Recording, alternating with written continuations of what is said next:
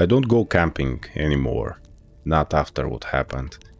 I know how it sounds, grown man, ex-military, zookeeper by trade, too shaken to sleep outside. But I swear to you, what we saw in those woods was real. I'd put my life on it. It was last winter, out in the Pacific Northwest. I'd gone on a camping trip with 3 friends, Eli, Marcus, and Josh. We weren't survivalists or anything, just some guys looking for a weekend away from the city. My dog, General, was with us too. A big German Shepherd mix, the kind of dog that doesn't scare easy. The first night was quiet. The kind of eerie quiet you only get in deep woods, where the trees block out every hint of civilization. No wind, no rustling, just the crackle of the fire and our voices. I remember it because we joked about how too quiet it was. That changed the second night. We set up camp deeper in the forest, miles from the nearest road. Around midnight, General started acting strange. Ears perked, staring into the dark. Low growls, the kind that make the hair on your arms stand up. Then we heard it. Branches cracking, footsteps, slow, deliberate. Something was circling us. Marcus grabbed his flashlight and aimed it toward the trees. Nothing, just shifting shadows. Probably a bear, Josh muttered. I wasn't so sure. I've worked with animals my whole life. Bears don't move like that. Whatever was out there was patient, calculating. General let out a sharp bark, then whined, tail tucked between his legs. That was when I felt it. Something was watching us. I felt it in my gut. I didn't sleep much that night. The next day, we found tracks around our camp. Massive tracks, deep in the frozen earth. Too big for a wolf, too elongated for a bear. Marcus laughed it off. Bigfoot, he joked. I didn't laugh. I spent enough time on YouTube going down the rabbit holes about dogman sightings. At the time, I'd chalked them up to tall tales, creepypasta nonsense. But standing there, looking at those tracks, I wasn't so sure anymore. That night, things escalated. We were sitting by the fire when Eli froze. Do you see that? I followed his gaze. Something was standing just past the tree line. A silhouette, tall, wrong. It had the shape of a man, but its arms were too long, its legs bent in the wrong places. Eye reflecting the firelight, yellow and hungry. It wasn't charging us. It wasn't running. It was just watching. We shined our lights on it, but by the time the beams hit, it was gone. The wood swallowed it whole. Josh swore under his breath, "Nope, I'm not doing this. We're leaving in the morning." But morning never came the way we wanted it to. I don't know when I fell asleep, but I woke up to General's screaming. Not barking, screaming. I scrambled for my flashlight. Eli was already up, shotgun in hand. I followed his beam of light, and I swear my blood turned to ice. Something had its arms around General, dragging him into the trees. I didn't think, I just ran. "Hey!" I yelled, shining my light ahead. The thing released General, but not because of me. It was because it wanted to. It stood up. It was massive, easily 7 feet tall, covered in dark matted fur. But the face, it wasn't a bear, wasn't a wolf. It was both. A snout filled with jagged teeth, lips curled back, what almost looked like a grin. It laughed. Then it lunged. I barely dodged as it swiped at me, claws raking across my jacket. Eli fired his shotgun, but the thing barely flinched. Marcus grabbed an axe, swinging wildly, forcing it back. Josh screamed, "Run!" And we did. We grabbed what we could and ran blindly into the woods, General limping alongside us. The thing followed, staying just out of sight, letting us know it was there. I could hear it breathing, a deep wet growl so close It made my skin crawl. We reached the road, barely able to breathe, expecting the thing to lunge at us at any moment. Then, headlights. A truck. We ran into the road, waving our arms like maniacs. The driver slammed the brakes, barely missing us. By the time we turned back toward the trees, the thing was gone. Just gone. We never went back for our gear, left hundreds of dollars worth of camping equipment behind. I didn't care. A few days later, I started digging through local reports, old stories, missing persons cases, and I found them. Stories just like mine, going back decades. People vanishing, strange howls in the night, sightings of something tall, canine, and wrong. They all describe the same thing, a dogman. I don't go camping anymore, and I never will again. Hi everyone, Nick from Better Tell It here. Thank you for tuning in. Today we have a few camping stories, scary encounters. I hope you enjoy them. So let's go to the next story. You ever hear something in the woods that you just know isn't supposed to be there? Not an animal, not the wind, not a person, just something wrong. I hadn't either, not until last summer. I'm Viggo Goodson. I work retail back in Denver, but I get out when I can, and last year that meant a camping trip to Wisconsin. The plan was simple: me, my buddy Eric, his cousin Joel, and my dog, General. General's a mutt, smart as hell, protective, but not the kind of dog that barks at shadows. If he's growling, something's wrong. We were set up deep in the Nicolet National Forest. Beautiful place, but if you've ever been, you know how thick the woods get. Once the sun goes down, you can't see more than 10 feet in front of you. The plan was to camp overnight, hike a bit, then head back in the morning. Now I'd heard rumors about this place, strange disappearances, weird animal mutilations, but I figured it was just local legend stuff. Didn't give it much thought. I should have. It was around midnight when General started growling.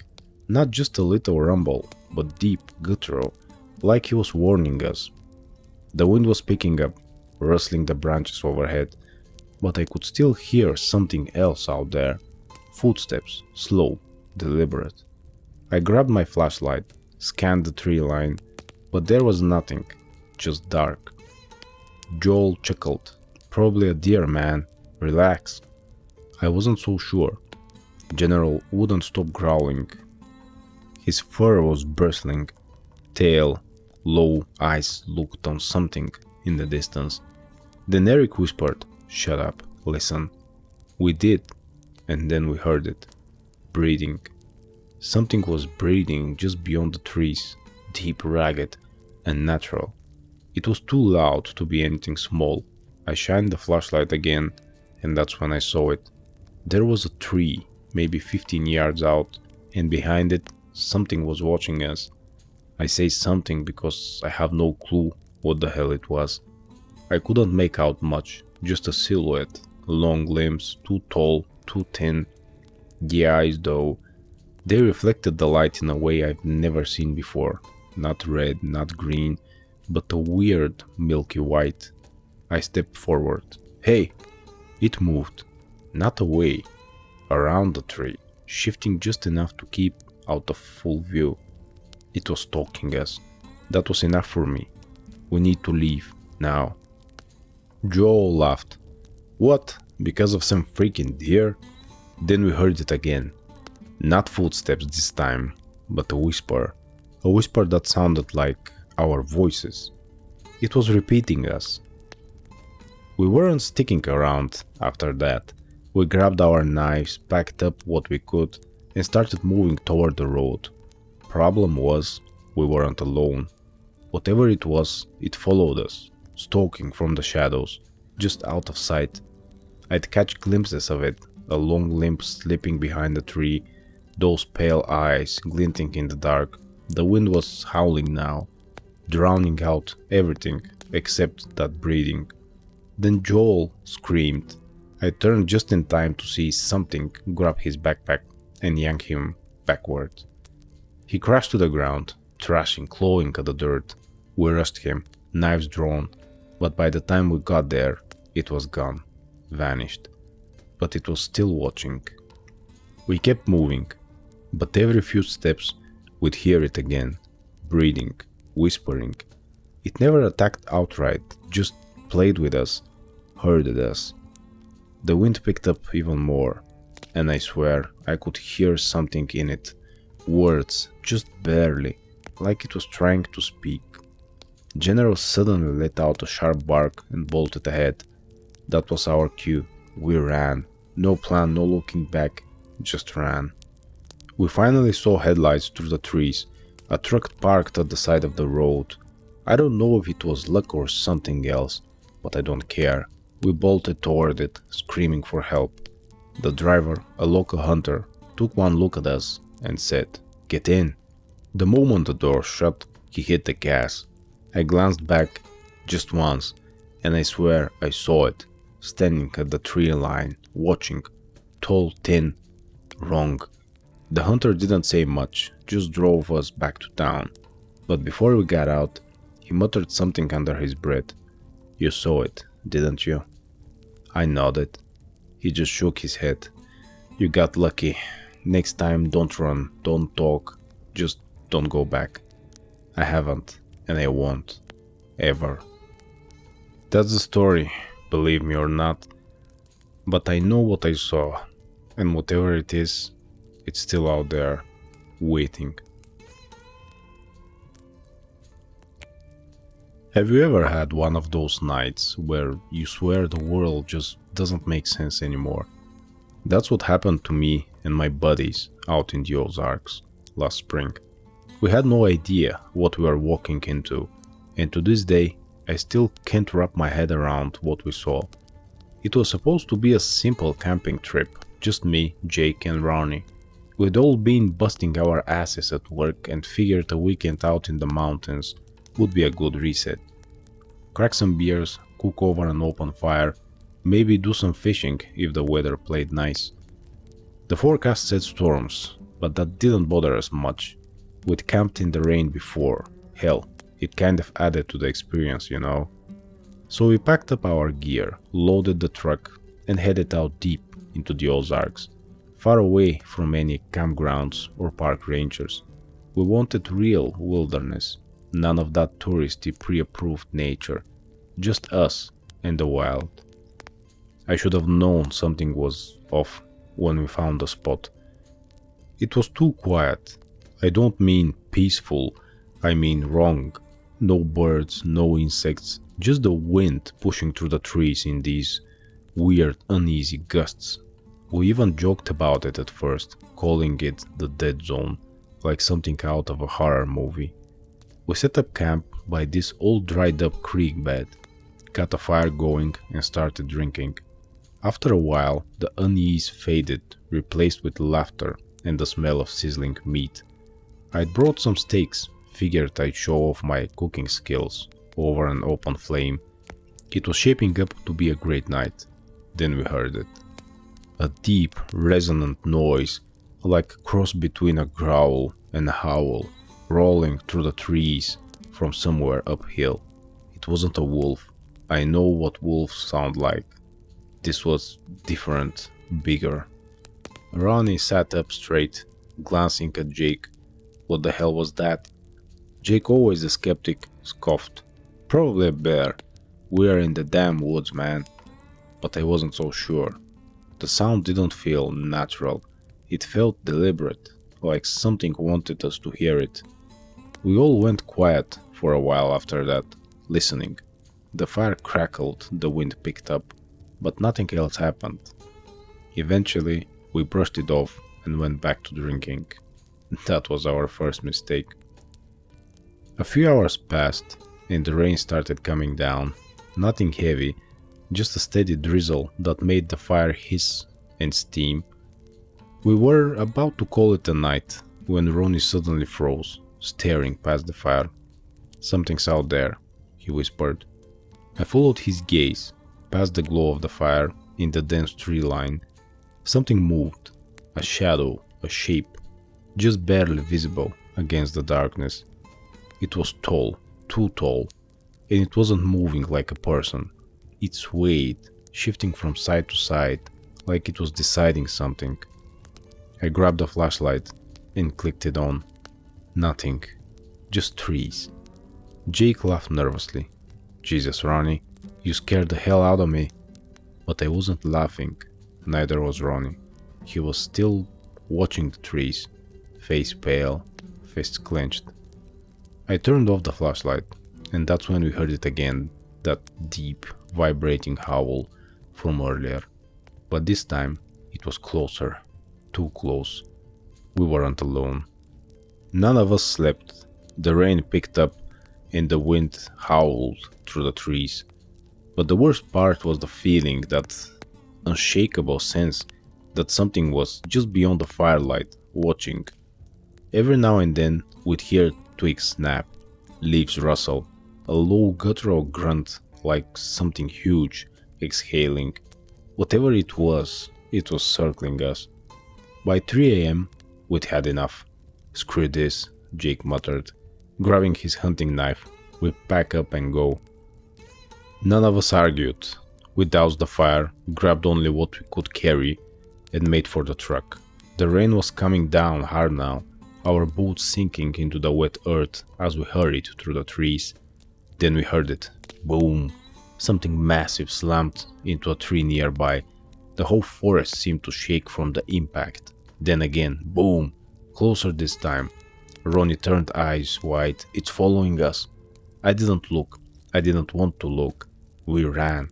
Branches whipped at our faces. Mud splashed up our legs. But we didn't stop. The truck was still a ways off, parked at the edge of a logging road, but it felt so damn far. Then I heard something I'll never forget. Heavy footsteps, pounding through the underbrush. Fast, too fast. I risked a glance over my shoulder, and I saw it. A hulking, dark shape weaving through the trees. Massive, powerful, inhuman. We weren't gonna make it. But then, headlights. Bright, blinding beams cutting through the rain. A pair of eyes in the darkness that weren't hunting us. A car. A goddamn car on the logging road. We tore through the last stretch of trees just as the vehicle, a rusted old pickup, skidded to a stop. An older man in a flannel shirt jumped out, shotgun in hand. "The hell y'all doing here?" he barked. Before we could answer, a deep throaty growl rumbled from the trees behind us. The man's face went pale. He knew. "Get in," he said. We didn't argue. The old man floored it, tires spinning in the mud as we tore down the logging road. In the rearview mirror, I caught one last glimpse, something tall and massive, standing just at the tree line, watching us go. Then we were gone. The guy never told us what he thought it was, just shook his head and muttered something about things in the woods you ain't supposed to see.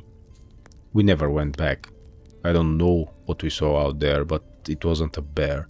It wasn't some hiker playing a prank.